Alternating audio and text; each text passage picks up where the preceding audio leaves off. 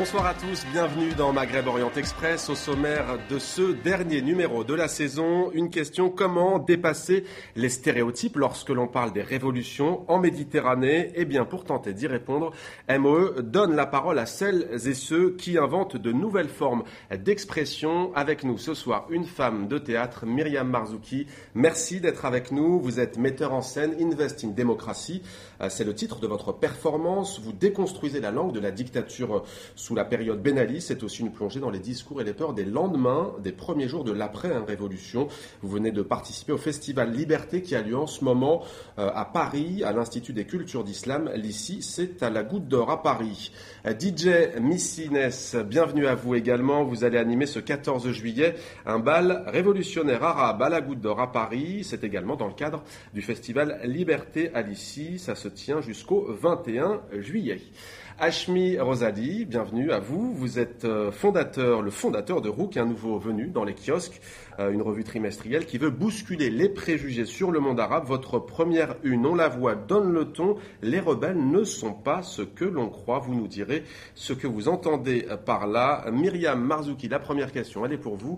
Vous vous êtes donc intéressée à la langue de la dictature. Pourquoi ce choix ?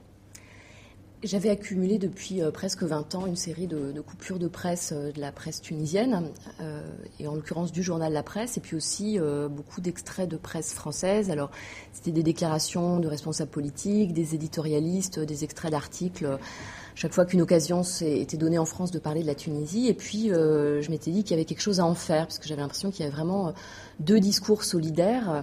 Le discours tenu par les médias tunisiens faisant passer la Tunisie pour ce qu'elle n'était pas, et puis le discours de la France sur la Tunisie, saluant la réélection du président Ben Ali à des scores soviétiques, que tout le monde vous citez d'ailleurs dans votre spectacle, Myriam Marzouki, Jacques Chirac en 2003 qui disait, l'ancien président français, le premier des droits de l'homme est de manger, d'être soigné et de recevoir une éducation. De ce point de vue, il faut bien reconnaître que la Tunisie est bien en avance. Ça, c'était en 2003, mais ça va jusqu'en 2011, lorsque Frédéric Mitterrand dit que la Tunisie n'est pas une dictature univoque. Donc en fait, j'ai travaillé selon le principe du cut-up, c'est-à-dire que j'ai sélectionné ce qui a été dit.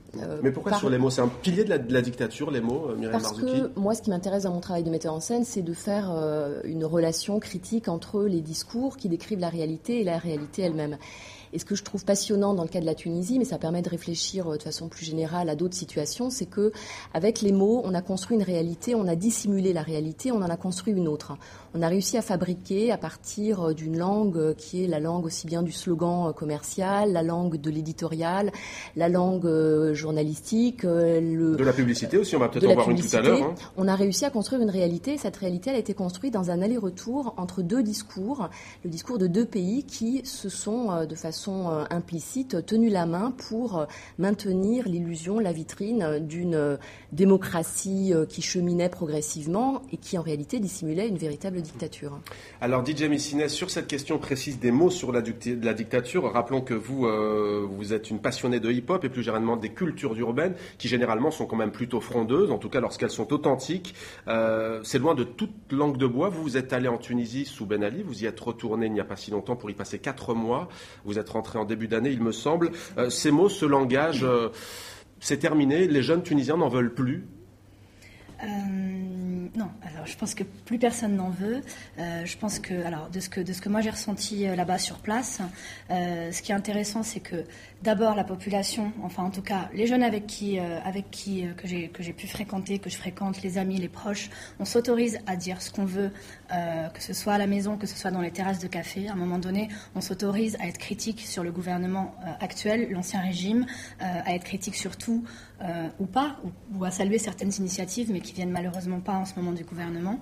Je pense que la jeunesse tunisienne, je parle de la jeunesse parce que c'est mon sujet, on va dire, n'a plus envie d'entendre, excusez-moi, comment dire, d'être mené en bateau, en fait. Voilà. La révolution, elle se situe là aussi, finalement.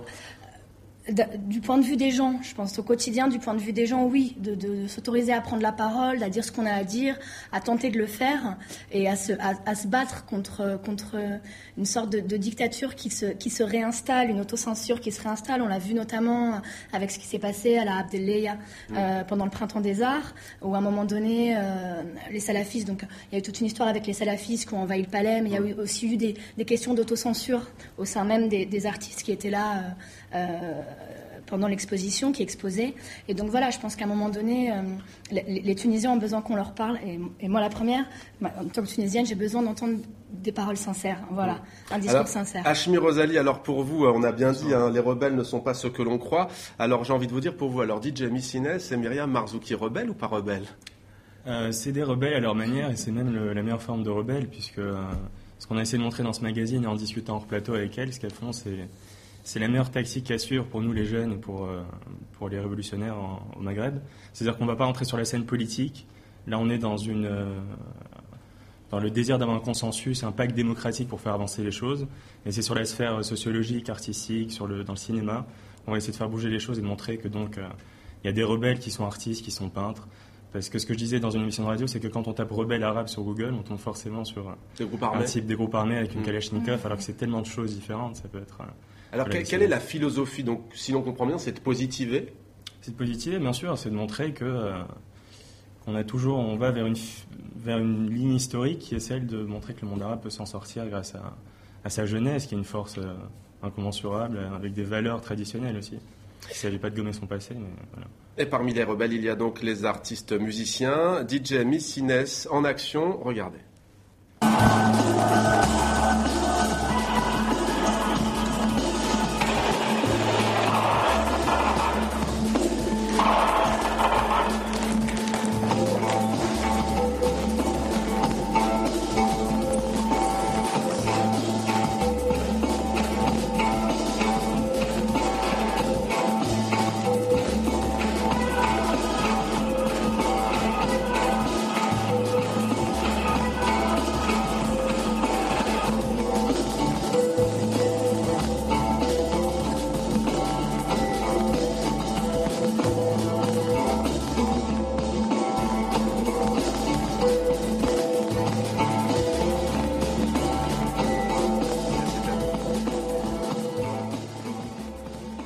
Voilà, et vous serez donc à l'Institut des cultures d'Islam, DJ Messines. Ce sera jeudi soir, le 14 juillet, c'est cela, pour le bal traditionnel. Le bal révolutionnaire arabe. Le bal révolutionnaire arabe. Myriam Marzouki, vous êtes également intéressée dans votre lecture-performance au lendemain de la Révolution. J'aimerais vous lire ceci. Notre plus produit de la saison, eh bien, c'est une révolution, mais une révolution responsable, pacifique ou presque d'une maturité exemplaire. Le tout, bien entendu, avec de l'ironie. La première révolution démocratique du monde arabe. En un mot, Myriam Marzouki, ce champ lexical, vous le jugez comment, ce discours médiatique puéril, naïf ? Le moment dont vous parlez, c'est effectivement le moment qui suit à quelques mois près la fin du régime de Ben Ali. Et moi, dans la performance, j'ai tiré un fil conducteur qui est le fil du tourisme. Et en particulier, je suis partie de documents iconographiques qui ont été produits juste après la Révolution, et en particulier des affiches publicitaires qui avaient été un peu placardées partout dans le métro parisien, qui étaient particulièrement obscènes et qui d'ailleurs ont donné lieu à une campagne publicitaire qui a échoué, puisque en surfant sur l'esprit révolutionnaire, il s'agissait de vendre le même tourisme de masse, mais avec des slogans profondément choquants comme « Il paraît qu'en Tunisie, les balles fusent », à un moment où il y avait encore des balles libyennes qui tombaient dans le sud tunisien, et sur l'affiche, on voyait un golfeur en train de passer du bon temps. On va d'ailleurs voir l'image peut-être sur cette fameuse publicité. Il y en avait d'autres. Il y en avait une sur les ruines aussi. On voyait des ruines antiques. Il paraît que la Tunisie est en ruine, et on voyait des ruines romaines ensuite. Voilà. Donc là, on la voit. Alors effectivement, moi, je suis partie de cette séquence qui court sur 20 ans et qui s'interrompt quelques mois après la Révolution, puisque cette performance, je l'ai créée au Festival d'Avignon l'an dernier. Donc d'une certaine manière, ce que je fais dans cette petite forme théâtrale est déjà du passé, d'une certaine manière, parce que je me suis arrêtée juste, on va dire, en avril-mai 2011. Et ce qui était intéressant, c'est de voir effectivement comment est-ce que dans cette période un peu incertaine, il y a eu encore une manière de travailler sur des énoncés qui étaient vraiment ambigus et ça qui m'intéresse, consistait à marchandiser d'une certaine manière la Révolution. C'est c'est pour ça que de façon ironique, le personnage que je joue dit que voilà, on a un plus produit, le plus produit étant pour les commerciaux, en fait, ce qu'on offre, par exemple, quand on achète le Nouvel Observateur, on reçoit en cadeau, je sais pas, la dernière édition du Capital de Marx, par exemple. Donc le plus produit, c'est ça, c'est la chose supplémentaire. Et dans ces affiches-là, on avait l'impression que le plus produit de la saison touristique, c'était la Révolution, comme s'il s'agissait de vendre la Révolution. Or, véritablement, il ne s'agit pas de la vendre, mais il s'agit peut-être, en matière de tourisme, d'espérer qu'on vienne maintenant séjourner en Tunisie, par exemple, pour voir Miss Inès, la scène tunisienne, la scène artistique, il y a de véritables et de nouvelles raisons profondément saines, politiques, belles, d'aller en Tunisie, d'y aller pour entendre les artistes, pour entendre des textes lus, pour aller voir du cinéma tunisien, pour développer un tourisme, je sais pas, éco-responsable. Alors justement, DJ Miss Inès, c'est ce que vous avez fait vous, hein. Vous avez un pied de ce côté-ci de la Méditerranée, en France, un autre en Tunisie. À 19 ans, vous partez en fait en Tunisie pour découvrir votre pays. Dans le métro parisien, sous Ben Ali, on pouvait lire « Tunisie, terre de sérénité ». Quelle image aviez-vous du pays de vos parents ? Alors, moi, ce que je dis souvent, donc, c'est que j'étais touriste en mon pays d'origine. Voilà. Moi, j'y allais tous les étés. J'allais profiter du beau temps, de la mer, des mariages en Tunisie. Et j'adorais le folklore tunisien, avec, tu vois, les instruments traditionnels, les musiques traditionnelles, le mezzo tunisien. Bon. Et donc, à côté de ça, je commençais à faire de la musique aussi dans l'adolescence, quand j'ai commencé à mixer ici à Paris, à m'investir un peu dans le DJing, à m'intéresser au son. Voilà, avec une conscience sociopolitique, on va dire, assez éveillée et quelque chose qui me questionnait beaucoup par rapport à ça. Et si tu veux, à 19 ans, je me suis juste rendu compte que je connaissais absolument rien de ce pays. Je pense qu'il y a eu beaucoup la quête de moi-même, de qui je suis, et donc qu'il fallait passer par là-bas. Donc je suis partie, ça s'est fait presque en 3 jours, quoi, tu vois. J'ai pris conscience de ce truc-là, je suis partie.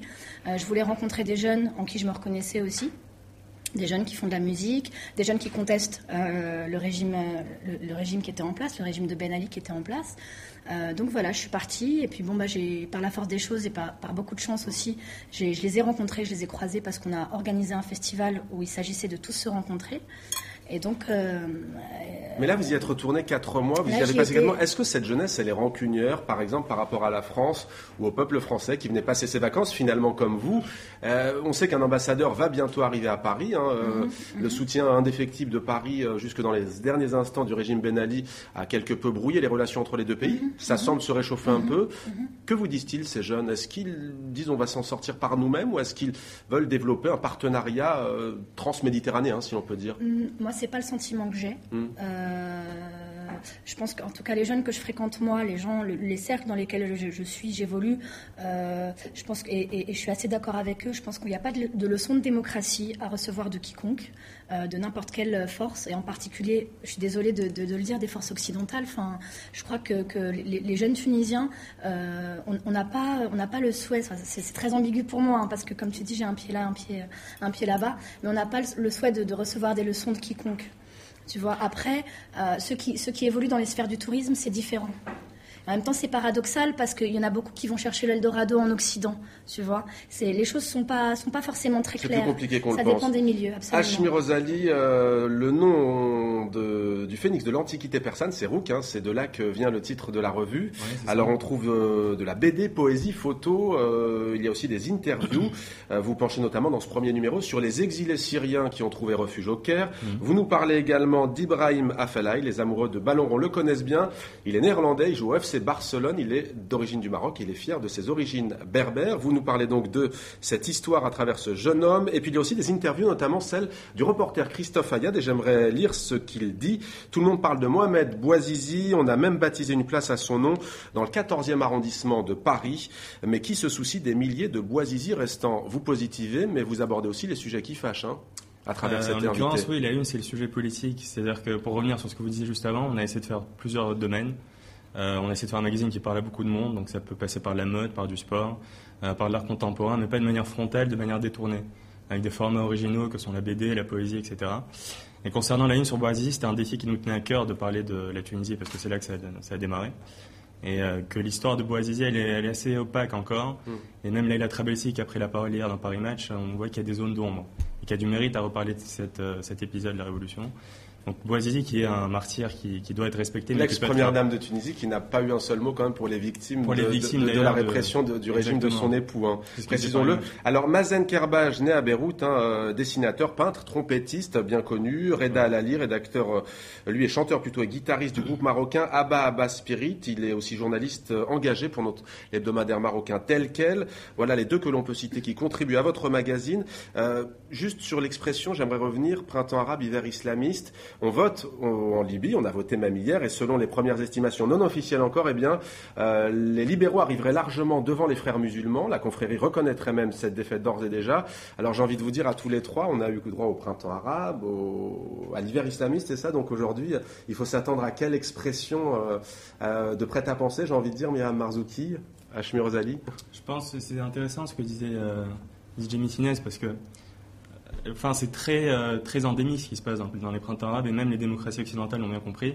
C'est-à-dire que là, on doit passer par un pacte démocratique. Il faut que les gens comprennent que même si les islamistes, ça ne plaît pas à tout le monde, et peut-être moi le premier, même si les sensibilités politiques ne sont pas importantes, il faut leur laisser leur chance. C'est-à-dire que si on continue à manifester dans les rues, à se contenter être insatisfait tout le temps, on n'aura pas l'occasion de laisser la nation tunisienne ou la nation égyptienne s'exprimer dans les grandes largeurs.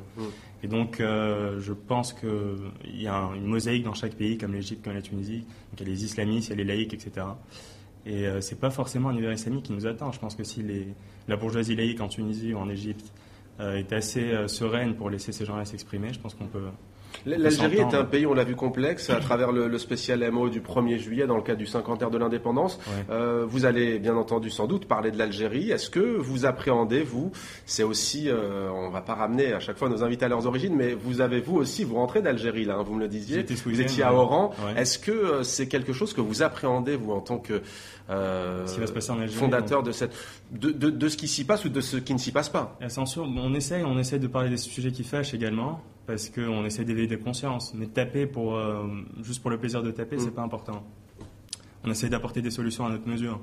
Donc ce qu'on peut dire, c'est qu'on essaie d'inverser les rapports. Dans le deuxième numéro sur la vitesse, on va essayer de questionner les investissements directs étrangers en Algérie, de ne pas se dire que forcément il y a de la corruption en Algérie, que forcément c'est un pays qui a une manne pétrolière qui ne sert pas au peuple, mais que aussi les sociétés étrangères qui viennent investir en Algérie font parfois du dumping, font parfois de la spéculation et quittent le pays au bout de 5 ans, etc. Donc c'est montrer que le monde arabe fait des bonnes choses aussi. Mettre le doigt là où ça fait mal et que les critiques sont à faire des deux côtés. Myriam Marzouki, alors sur cette question justement de l'hiver islamiste, vous, est-ce que ça vous a choqué ? Mais moi, je trouve que c'est une formule qui est aussi choc et aussi qui relève d'une espèce d'habitude journalistique, d'estampiller tout de suite, de cataloguer, de mettre un nom, de trouver une formule choc. Et effectivement, l'expression de printemps arabe était peut-être pas la bonne non plus. Moi, ce que je crois surtout, en repartant du matériau sur lequel j'ai travaillé, c'est qu'effectivement, dans le cas de la Tunisie, mais je pense que même si les situations sont différentes dans beaucoup de pays arabes, la parole a été confisquée, le discours public a été totalement annihilé, et donc on ne peut pas sortir de façon absolument sereine et harmonieuse d'une période où personne n'a appris à parler, parce que finalement parler publiquement, ça s'apprend. Trouver l'ordre dans le désordre, trouver l'accord dans le désaccord, trouver la sérénité dans le conflit, ce qui est le propre d'une démocratie, ça se fait pas en quelques mois. Et je pense que ce qui se passe là en ce moment dans les pays arabes, personne ne sait vers quoi ça va aller, mais je pense que positivement, quelles que soient les positions politiques des uns et des autres, on peut déjà reconnaître comme une chose qui est gagnée. Et je pense que si elle a été gagnée, personne n'acceptera de la reperdre. C'est qu'il y a quelque chose qui s'exprime, qui se dit dans la confusion, dans l'énervement, dans l'affrontement, dans l'hystérie, dans la crainte. Les choses se disent. Et je pense que de la même manière que pour un être humain, on a besoin de parler, que sinon on tombe dans la névrose, un pays a besoin de s'exprimer. Alors justement, c'est parfois excessif en ce moment, notamment en Tunisie, mais dit Jimmy Sinès, on a l'impression finalement que c'est l'histoire c'est un renversement de l'histoire. Finalement, c'est plus dans le sud de la Méditerranée qu'il y a un bouillonnement, ce qui parfois nous manque aussi ici. Quelle est votre vision par rapport à ça ? Parce qu'on a eu des révoltes en France, nous aussi, il n'y a pas si longtemps que ça, dans les quartiers populaires. C'est assez impressionnant parce que je crois que cette révolution, personne s'y attendait et personne ne s'attendait non plus que ça parte du sud. Enfin, en étant en Tunisie, justement, sous Ben Ali, j'avais tendance tendance à croire que c'était plutôt les milieux intellectuels et artistes qui embraseraient le pays. Et en fait, j'ai été la première surprise. Là où je rejoins Myriam, c'est que je pense qu'un discours, ça se construit, que ça prend du temps, qu'on a besoin aussi de tester un peu ses limites, de voir jusqu'où on peut aller, qu'est-ce qu'on peut dire, qu'est-ce qu'on dit. Tu sais, des fois, tu dis des choses et puis tu te rends compte que finalement, c'est pas tout à fait ça. T'exprimes quelque chose et puis tu dis non. En fait, c'est pas exactement ça que je veux dire. Ça prend du temps. Voilà, ça prend du temps. Je pense que ce qui est important, c'est que... Sauf qu'on est dans... Ce qui est important, pardon, allez-y, James Ness. Ce qui est important, c'est de laisser les gens s'exprimer, même des fois, quitte à faire des erreurs et à revenir sur ce qu'on dit, quoi. Voilà. Et quel rôle comptez-vous aborder sur les réseaux sociaux? On en a beaucoup parlé depuis les soulèvements populaires en Méditerranée. Hachmi Rosali, est-ce que c'est là aussi que ça va vite finalement? Parce qu'il faut construire un raisonnement, mais il y a Internet, il y a Facebook, il y a Twitter. On le voit dans les pays du monde entier, comment un tweet peut déclencher une polémique. C'est le vecteur qui a tout déclenché, enfin qui a permis aux révolutions de s'exprimer librement. Ils apparaissent dans la BD sur Bouazizi. On voit un liseré en fait avec Facebook et Twitter. Et aussi dans l'article sur les exilés syriens du Caire. Parce que finalement, la forme la plus aboutie du consensus, ça va forcément passer par les réseaux sociaux. C'est là que, dans les pays étrangers, dans les communautés arabes exilées, c'est là qu'on va se servir de Facebook, de Twitter pour rassembler, même de manière parfois clandestine, de manière discrète et aboutie, tous les opposants.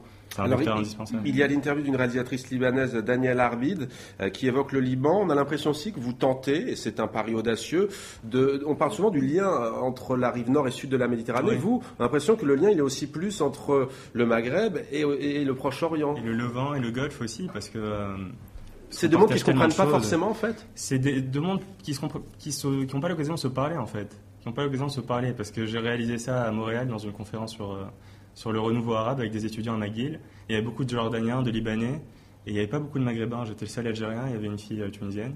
Et on a réalisé qu'en fait, on a grandi avec des Libanais, avec des Égyptiens en France ou même au Maghreb, et qu'on a beaucoup de choses à partager, une même religion, une même culture, et que donc les printemps arabes sont un prétexte pour se tendre la main et pour se diriger vers un même objectif qui est l'épanouissement du monde arabe dans son expression laïque, démocratique, etc.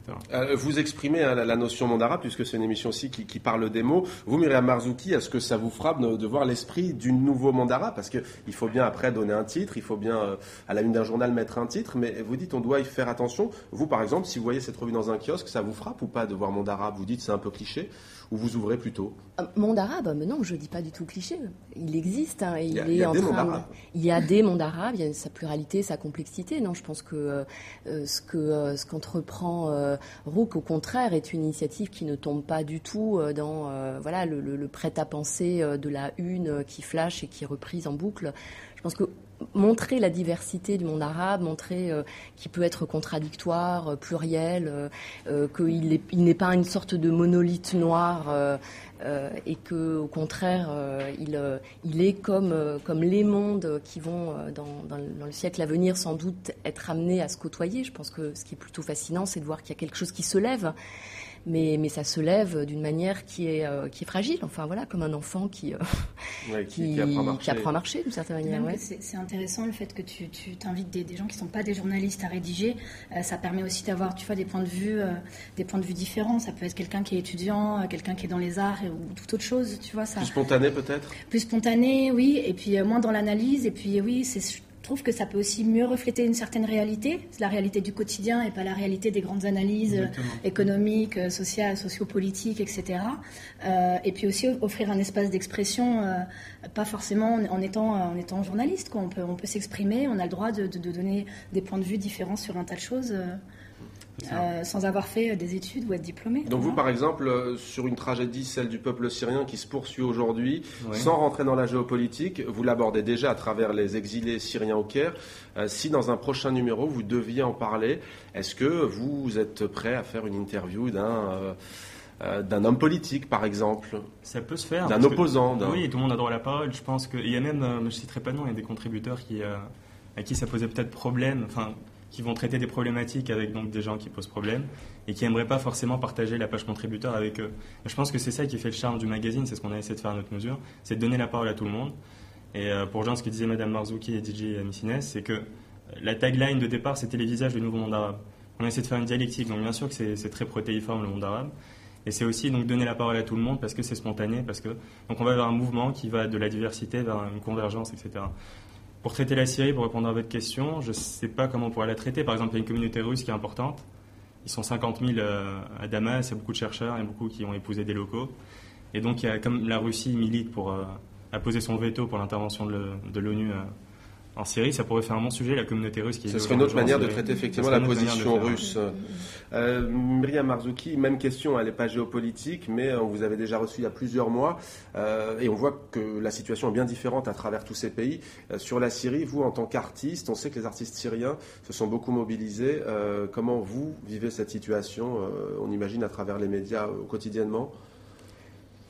De ce que je lis, comme vous tous, on a la sensation que quelque chose est quand même en train d'approcher d'un tournant. Enfin, après, moi, je pense que les artistes, on peut évidemment pas leur demander de résoudre des problèmes qui vont être traités sur un autre plan. Mais ce que je trouve le plus passionnant, c'est que, par exemple, on se met à être à la recherche d'artistes du monde arabe, alors qu'il y a quelques années, finalement, les artistes arabes dans les biennales, dans les temps forts, on les voyait pas. Donc c'est là qu'on voit bien que politique et art vont de pair. Merci en tous les cas à tous les trois d'avoir participé à ce dernier numéro de la saison. Salut toutes celles et tous ceux qui nous regardent au Maghreb, également à Beyrouth, en Égypte, en Syrie. On se retrouve le 9 septembre prochain. D'ici là, ne ratez pas la rediffusion de MOE spécial Alger. Ce sera le 23 juillet à 22h heure de Paris, 21h heure d'Alger. Ce sera sur TV5 Monde, Maghreb, Orient. Merci à tous. On se retrouve donc le 9 septembre à la rentrée.